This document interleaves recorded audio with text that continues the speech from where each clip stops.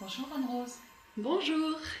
J'ai vu que vous proposiez des ateliers, des stages sur le thème du poids. Pourquoi ce sujet? Alors, ce sujet, il m'est venu une nuit où ça m'a réveillée, comme ça m'arrive parfois, et j'avais toutes les idées qui défilaient, ça me disait tout ce que je devais faire et comment je devais le faire. Donc, je me suis levée dans la nuit et je suis allée tout écrire parce que j'avais peur de perdre ça. Et puis, quand je me suis rendormie et que je me suis levée le lendemain matin, j'ai dit ça va pas la tête, je vais pas faire quelque chose sur le poids parce que je suis pas diététicienne, c'est pas mon domaine de connaissances, etc. Donc j'ai laissé tomber. Mais ça revenait tout le temps. Pendant plusieurs mois, j'ai pas voulu regarder ça et puis ça revenait tout le temps. Et puis j'ai fini par m'y pencher. Et j'ai compris là, à ce moment-là, que cette idée était venue parce que c'était en fait ce que j'avais vécu. C'est-à-dire que moi, quand j'ai commencé à défaire mes conditionnements, mes schémas et surtout mes émotions, tout mon corps a changé. Mon corps s'est affiné. J'ai changé physiquement, hein, de toute façon. Et, euh, et je me rappelle même que je m'en apercevais pas parce que moi je travaillais pas sur moi pour perdre du poids, je travaillais pour me sentir mieux, pour retrouver un bien-être que je n'avais pas. C'est un jour ma mère qui me dit, parce que je dirigeais à l'époque une chorale d'enfants et j'ai fait un concert, elle me dit mais quand même tu devrais changer de jean, t'as vu il est trop grand pour toi, c'est pas joli, mais pourquoi tu prends pas des vêtements à ta taille? Et c'est là que j'ai fait une prise de conscience parce que je m'en étais pas vraiment aperçue, et quand j'ai voulu aller acheter des vêtements j'avais perdu 2 tailles. Et vous proposez un régime? Alors pas du tout. Je vais plutôt proposer d'aller regarder toutes les constructions qui tournent autour du poids, parce qu'il y a plein de raisons d'avoir du poids. Il peut y avoir des raisons ancestrales, des poids ancestraux qui peuvent nous faire prendre du poids. Ça peut être lié à un traumatisme de naissance, ça peut être lié à la façon dont on a été nourri tout petit, et à la fois avec la nourriture terrestre et à la fois avec la nourriture affective. Comment s'est passé l'allaitement, s'il a eu lieu, s'il n'a pas eu lieu, qu'est-ce qui était véhiculé dans la famille par rapport à la nourriture aussi. Alors ça c'est toute la partie nourriture, mais il y a plein d'autres raisons d'avoir du poids. Et ça peut être des raisons liées à la sexualité, notamment chez les femmes. Par exemple, s'il y a dans les mémoires ancestrales, il y avait des soumissions sexuelles, ou même dans notre petite enfance, s'il y a eu des abus ou des choses pas très nettes avec ça, ou selon ce qui était véhiculé dans la famille et comment on nous a transmis cet aspect-là de la vie, eh bien ça va avoir des conséquences. Donc, on va retrouver notamment pour les femmes la blessure de trahison, elle va avoir la culotte de cheval, par exemple. Il y a les blessures aussi de tout ce qu'on a vécu qui vont avoir une incidence sur notre poids. Il y a beaucoup de choses en fait. Et puis il y a toutes aussi les croyances sociétales, pardon, c'est-à-dire genre on prend du poids en vieillissant, on prend du poids après avoir accouché, on prend du poids à la ménopause. Il y a plein de choses comme ça, et il peut même y avoir des causes spirituelles aussi. Donc la pratique porte plus sur l'intérieur, si je comprends bien. Voilà, c'est une pratique où on va aller déconstruire tout ce qui est en lien avec la prise de poids anormale qui empêche les personnes d'avoir ce que j'appellerais leur poids naturel, tout simplement. Et prendre du poids, c'est une sorte de protection, non? Alors ça peut l'être, il y a pour des personnes, effectivement, c'est une façon de se protéger. Ça dépend des cas en fait. Et vous faites un régime vous-même? Alors moi, non, je ne fais pas de régime. Alors j'étais en surpoids, hein. Pour vous donner un exemple, je faisais du 44-46 à peu près avant de changer physiquement.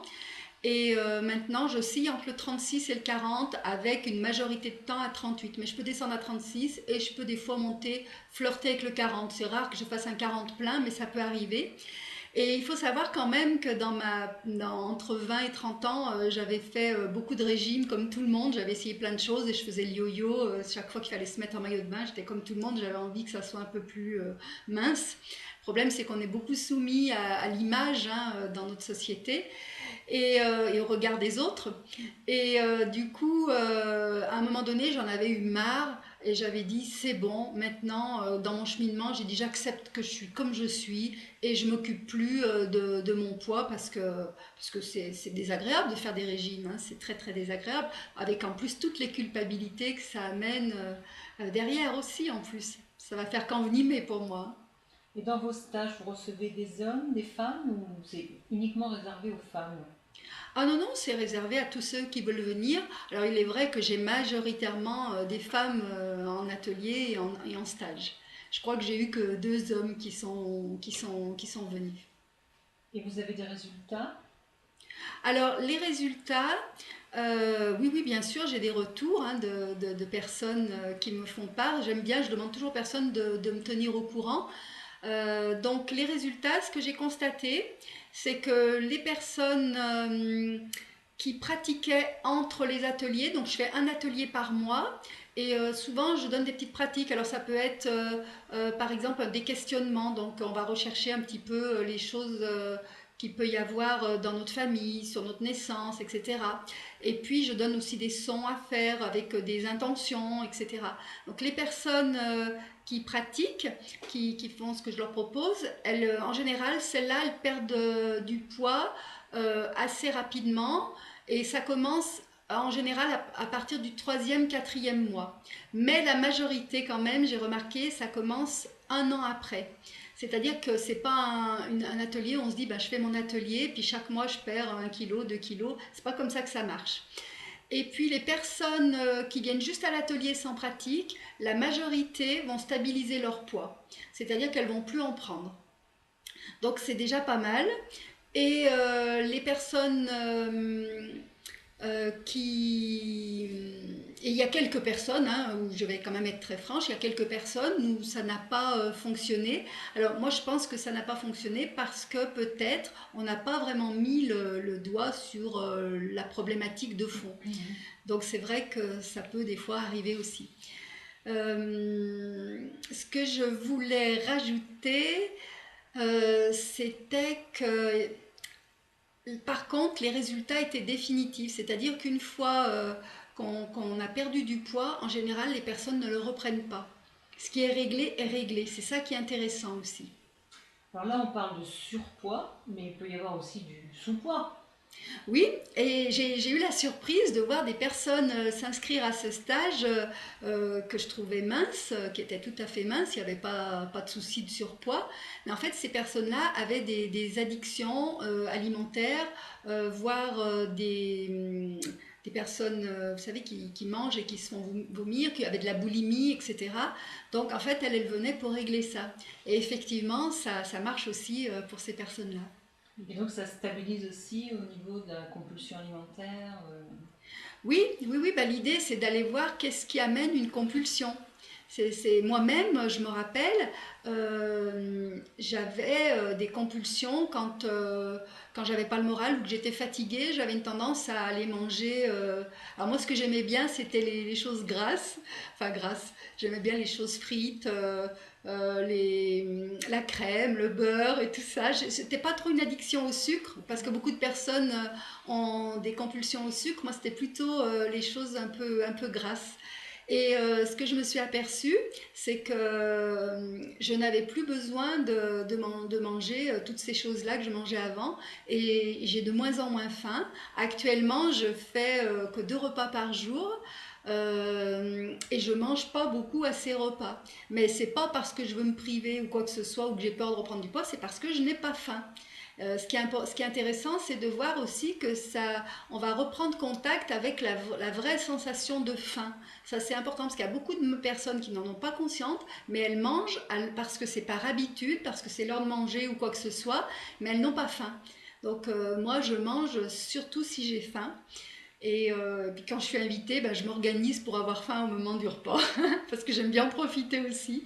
Oui, puis parfois on n'a pas trop le choix. Par exemple, quand on travaille, on a un temps d'arrêt à midi. Donc Oui, c'est bien. eh bien, au début ça a commencé à avoir, que j'ai commencé à avoir plus envie de manger, par exemple à midi, eh bien, je travaillais et j'avais peur d'avoir faim dans l'après-midi. Alors, ce que je faisais, je m'emmenais un petit casse-croûte Et puis je me suis dit, ben, même si dans l'après-midi j'ai faim, je fais une petite pause de 5 minutes et je vais manger. Et en fait, j'ai peut-être fait la pause une fois ou deux fois, mais pas plus. Et en fait, je tenais la journée sans problème. Et vous accueillez aussi des ados ou pas? Alors oui, oui, oui. Alors souvent, les problèmes des ados sont souvent liés avec les parents. Donc moi, j'aime bien dans ces cas-là recevoir avec les parents pour voir quelle est l'interaction parent-enfant. Et puis à partir du moment où les parents sont d'accord et que les ados sont d'accord, oui, oui, bien sûr. Ce qui est bien, c'est que quand on est jeune, en général, ça va beaucoup plus vite que quand on est plus âgé, comment dire, les mêmes blessures ont été vécues, revécues, revécues, etc., où il y a beaucoup d'accumulation. Donc si on veut participer à un stage ou un atelier, qu'est-ce qu'il faut faire? Ben, c'est tout simple, il suffit de s'inscrire. Donc les ateliers, je les donne en général d'octobre à juin. Il y a plusieurs endroits, donc il suffit d'aller sur mon site Le Corps des Arbres. Et puis je me suis aperçue qu'il y avait des personnes qui étaient loin, qui étaient intéressées pour venir et que pour l'atelier c'était pas possible. Donc du coup j'ai créé des stages de 2 jours, des fois de 4 jours, ça arrive aussi. L'idéal ce serait de pouvoir faire 2, 3 fois 2 jours pour que ça avance bien. Donc je travaille d'une autre façon à ce moment-là. Et vous acceptez de vous déplacer dans d'autres régions? Bah oui, ça m'est arrivé plusieurs fois qu'on me demande d'intervenir plus loin. Et c'est vrai que des fois, c'est mieux que ça soit que moi qui se déplace plutôt que plein de personnes qui viennent ici. Bien, mais je vous remercie beaucoup. Au Merci revoir. à vous.